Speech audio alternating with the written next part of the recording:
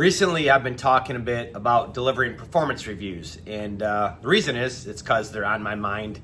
This is the time of year when I do mine with my executive team. We do them in the first quarter by April 1st, and so I've been doing this, and like everything I do on here, I just try to share from my experience. I'm not saying exactly how to do something.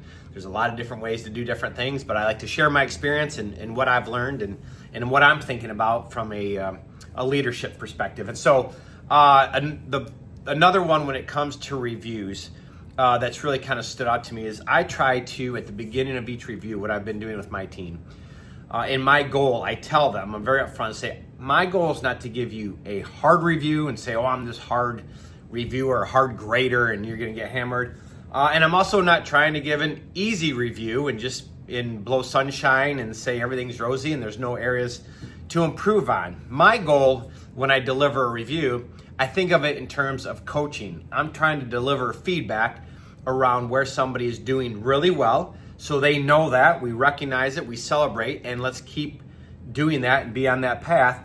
And then where are there opportunities in their performance, in their game, so to speak, if you talk about it in coaching terms, that there's room for improvement and room to grow and evolve. And what does that look like? And where do I see it now? And where do I see it in the future? And then how do we get there? And as part of that, we'll map that out in a kind of a coaching plan together. So we're working on that throughout the year. And so I try to give a review that, again, isn't hard, isn't easy, but it's valuable.